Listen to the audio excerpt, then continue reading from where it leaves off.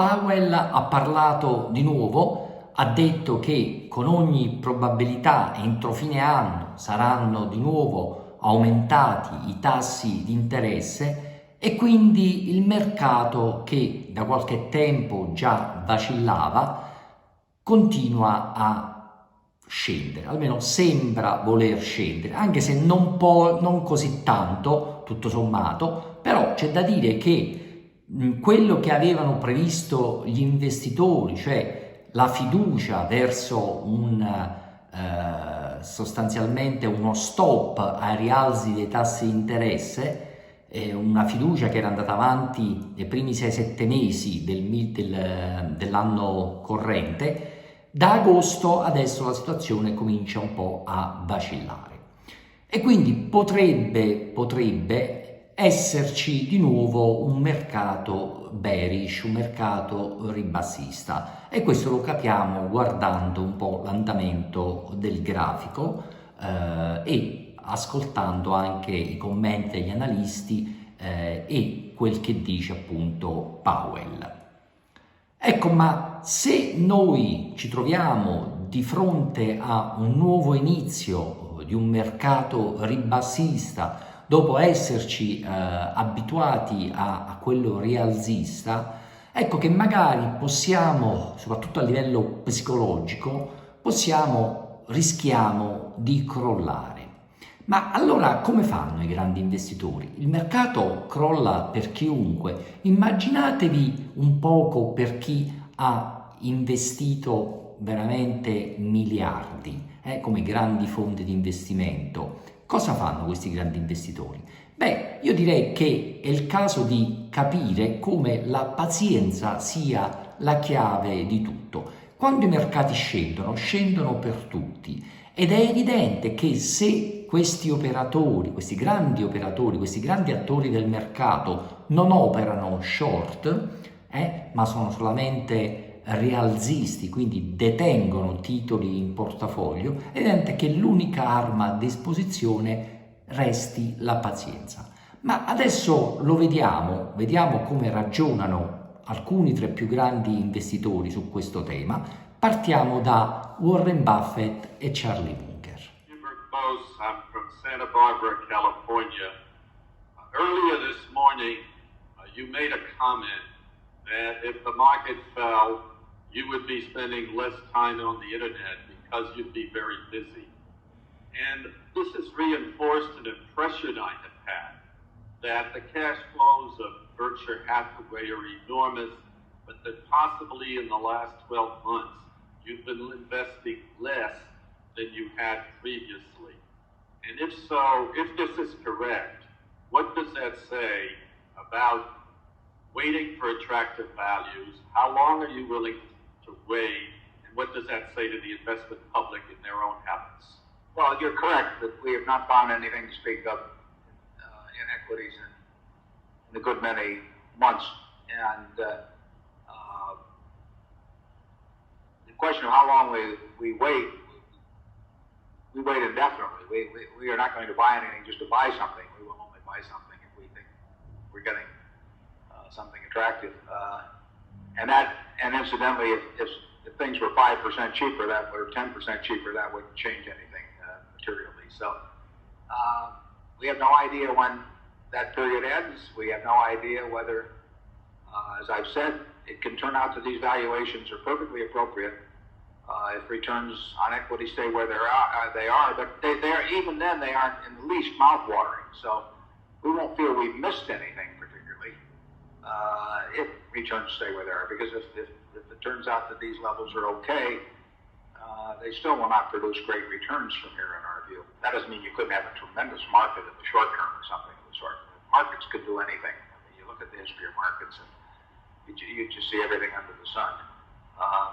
But we will not, we have no time frame. If the money piles up, the money piles up. And when we see something that makes sense, we're willing to act very fast, very big. But we're not willing to act on anything that doesn't check out in our view. You don't get paid for activity, you only get paid for being right. Charlie? Yeah, an occasional dull stretch for new buying. This is no great tragedy in an investment lifetime. And other things may be possible in such an era too. It isn't like we have a quiver with only one arrow. We sat through periods before. I mean, the most dramatic one being the early 70s, late 60s, early 70s. For a long time, it doesn't seem so long when you look back on it. It seems long when you're going through it, but it's like having a tooth pulled or something. But it's, what can you do about it? The businesses aren't going to perform better in the future just because you got antsy and decided you had to buy something. We will wait till we find something we like. Bene, come abbiamo visto, la pazienza è la chiave di tutto. Charlie Munger e Warren Buffett, con il loro acume, con la loro ironia, ci fanno capire come sostanzialmente non c'è da fare altro che aspettare. Ma non è tutto. Adesso vi voglio far vedere anche cosa ne pensa Peter Lynch, un altro grande investitore, che racconta un aneddoto piuttosto interessante. I remember in 1987, I was very convinced the market was not in trouble, and I didn't worry about things. And Carol and I planned this great golf vacation to Ireland. We're going to visit one course and stay at a little house, and visit another. Go all along the west coast of Ireland, play golf. And we left on a Thursday night, and the market went down 55 points that day, which was not too good. And the next day we got to Ireland, because of the time difference, we completed our day, and I got back to the hotel and I called in. The market had gone down 112 on Friday. I said to Carolyn, I think if the market goes down on Monday, we're going to have to go back. And so we stayed there for the weekend. And on Monday the market went down 508 points, and my fund went from I think 12 billion to 8 billion, and that gets your attention, in the two working days. I said at the end of this week I'd be have no fun. Now there wasn't a lot I could do. I mean, here I was on Monday, because the market didn't open. By 12 o'clock it was in Ireland. It was still 7 o'clock in New York. So we did spend that day, and we played around golf in the morning, and then we went somewhere and sort of watched the market deteriorate. And I did come back. There wasn't nothing I could do. I mean, just nothing I could do about it.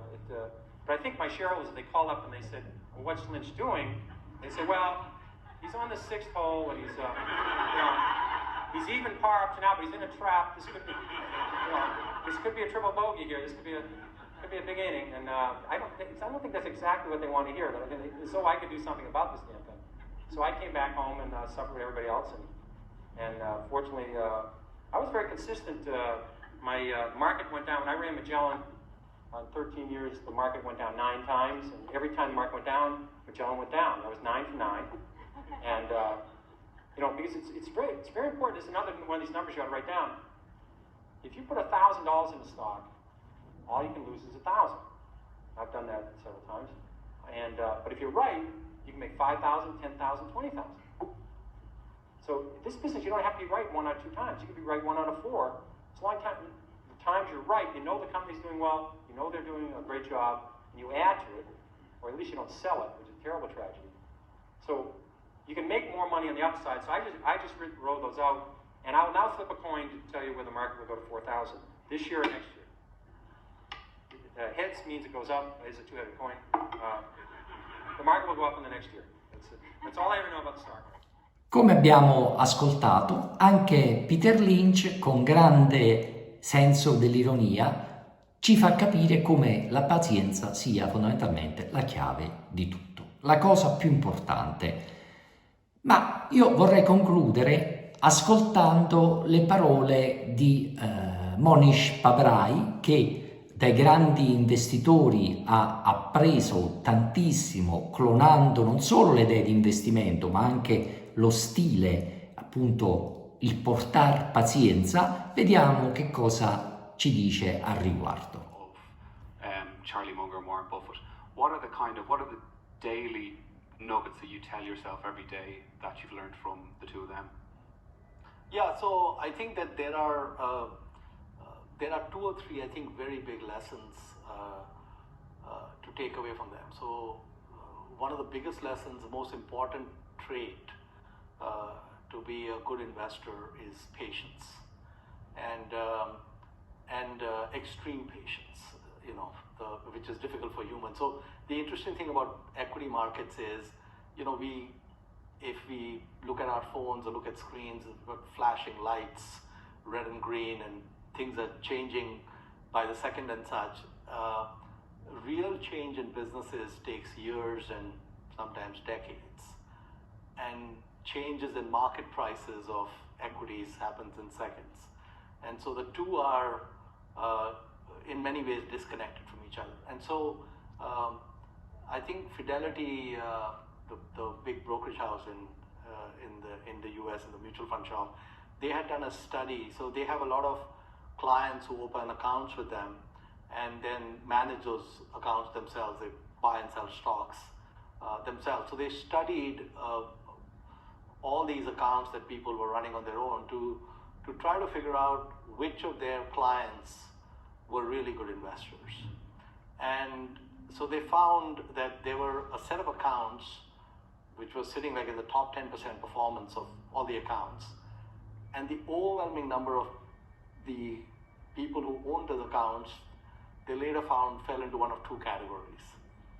Either they were dead, which means that they had the account and then they were no longer, there was no pulse, okay? And people forgot that this account was there and it just kept going, doing really well. Or they had forgotten they had the account. Bene, io quindi dopo aver ascoltato questi grandissimi investitori, non ci resta che riflettere su quanto la pazienza giochi il ruolo essenziale nel processo di investimento. Se vogliamo restare nel gioco degli investimenti, dobbiamo saperci stare. Non possono essere sempre tutte rose e fiori, ma ricordiamoci che quando investiamo in determinate azioni, quel che può accadere è che perdiamo il 100% della cifra investita in quella determinata azienda. Dall'altro lato possiamo guadagnare anche il 500, il 600% su un'altra azienda, come restando nell'investimento. Quindi la pazienza è la chiave, la vera, unica strategia potente nel mondo degli investimenti. Fatemi sapere cosa ne pensate, io vi saluto e ci vediamo per un prossimo video.